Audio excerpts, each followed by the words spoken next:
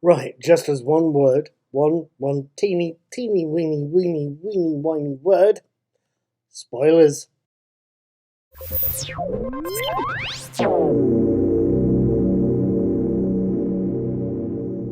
Right then, good morning, good evening, good afternoon. Hello there, one and all. Welcome to either, depending on where you're watching this video, welcome to Knickknacks Old Peculiar, my blog, or Mr. Cuddy2977, my YouTube channel. My name is Paul. I'm also called Knickknack.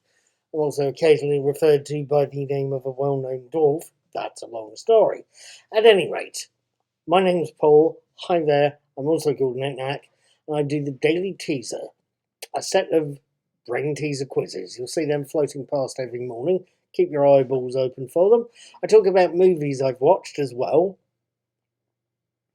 And I've also talked about TV shows I've watched. There's a few of them I've reviewed, mostly on my blog, but also on YouTube. And just recently I've been watching two series. I've been watching Star Trek Picard, which is looking really rather good. And I've also been watching the fourth series of Stranger Things. And last night was the 9th of August. It was a Tuesday. And I saw chapter 7, the Massacre at Hawkins' lab. I wanted to tell you about it. Chapter 7, The Massacre at Hawkins' Lab, picks up directly from Chapter 6, The Dive, and shows us Steve, Joe Keery, struggling to fight off monsters from the upside down. Until, of course, he's rescued by Nancy, Robin, and Eddie, Natalia Dyer, Maya Hawke, and Joseph Quinn, who come galloping or diving to the rescue. The creatures getting seen off is when the trouble starts, as Nancy immediately figures out where she believes there's more trouble brewing. That suspicious lightning storm over there looks temptingly nasty. Back at the Nina Project in Ruth, Nevada, Doctors Brenner and Owens, Matthew Modine and Paul Reiser, are arguing about exactly how effective Brenner's attempt to restore Eleven's powers is. Brenner believes that going slowly is best, but Owens is very aware that the town of Hawkins has very little time if it's to survive an assault from Vecna. Eleven herself, Millie Bobby Brown, is conflicted, still believing at the start of the episode that she's responsible for a major incident in the Hawkins lab, but she's also slightly worried about getting help from a seemingly friendly orderly. The scene shifts again to show us Lucas, Dustin, and Max, Caleb McLaughlin, Gaten Matarazzo, and Sadie Sink, who've all been left behind in the real world and are now facing some intense questioning from Hawkins police. Lucas and Dustin are eventually separated from Max as she volunteers to be questioned first, whilst the boys are left speculating about exactly what's going on. It's only whilst Dustin is thinking out loud that he, with a lot of help from Lucas, realises there's new gates to the Upside Downs opening at the site of Vecna's murders, and that only Vecna could be doing it.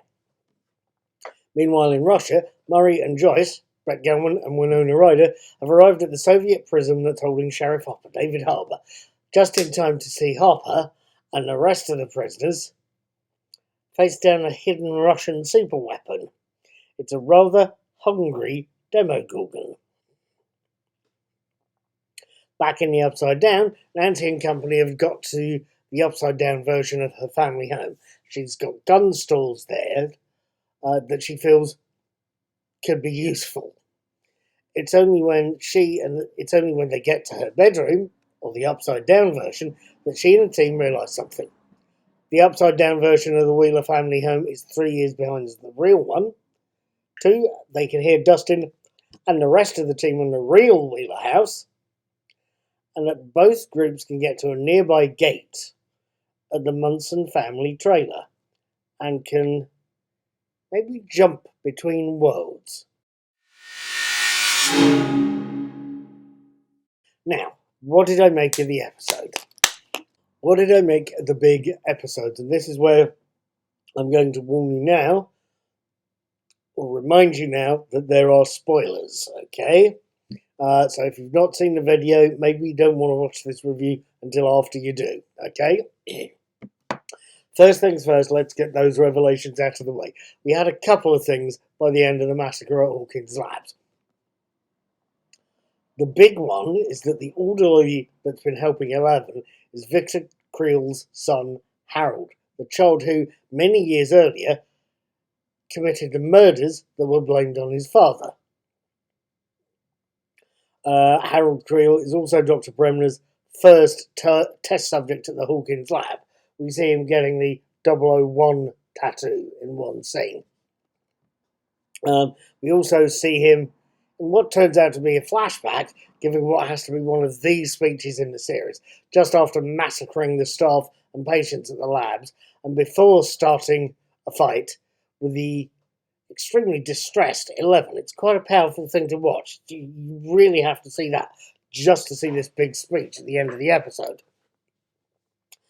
And it's not long after that that we see a very young 11 using her powers to push him away, pushing him through a mirror in the rainbow room, the kids' playroom, pushing him through the wall, and then pushing him through the very first gate into the Upside Down.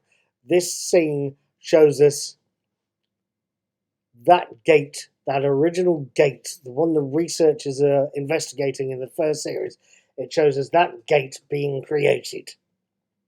So if you've seen the series, the first series, you'll realise which one we're talking about. The other big, I wrote consequence in my original written version of this, but maybe revelation is the right word here. The other big revelation is that Harold Creel himself is Vecna. As he gets pushed into the Upside Down, he slowly transforms somehow into the evil spirit that is Vecna. You even see the 001 tattoo almost covered by tentacles and slimy bits. So,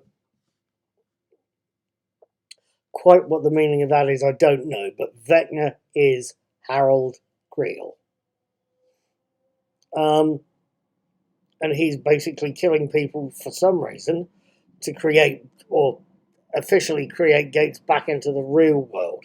I believe he's trying to get back in through various different gates. And to do that, he has to do the enjoyably fun thing of killing teenagers. What do I tell you?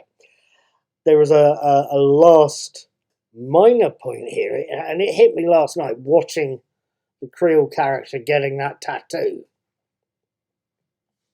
It struck me that the children, the test subjects at the Hawkins lab, looked vaguely familiar. Very closely cropped hair, pajama-like outfits, numbers tattoos. It struck me last night that the poor souls were very reminiscent, I felt, of the prisoners held in the Nazi death camps at places like Auschwitz and Belsen-Birkenau and Sobibor as well.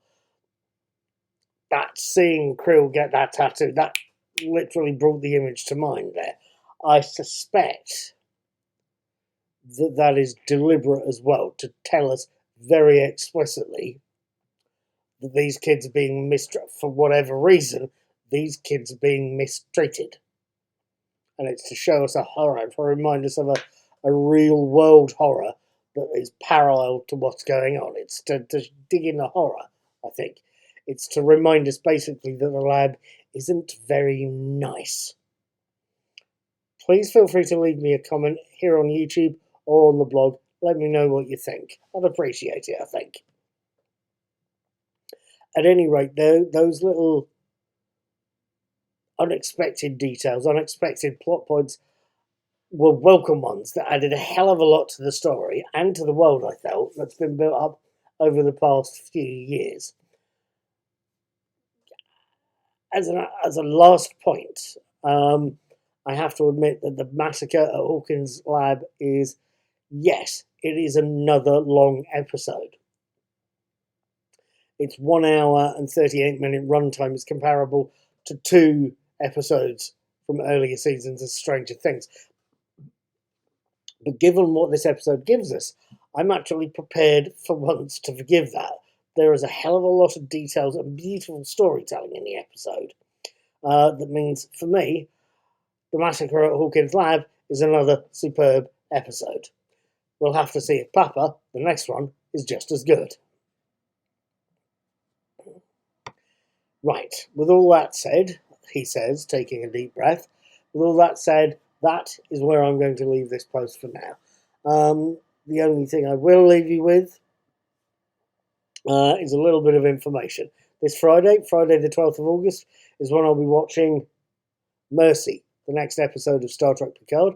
I'll have my written video review of the episode up on Saturday the 13th of August, which is International Left-Handers Day. If you're like me and left-handed and going to be marking it with something, please let me know and have a look on the Saturday as well, because I'll do a teaser about it. I'll be watching the next episode of Stranger Things, Papa, on the 16th of August, and reviewing it on the 17th. I'd love it if you join me. I'll see you then. Take care, be good, and don't have nightmares.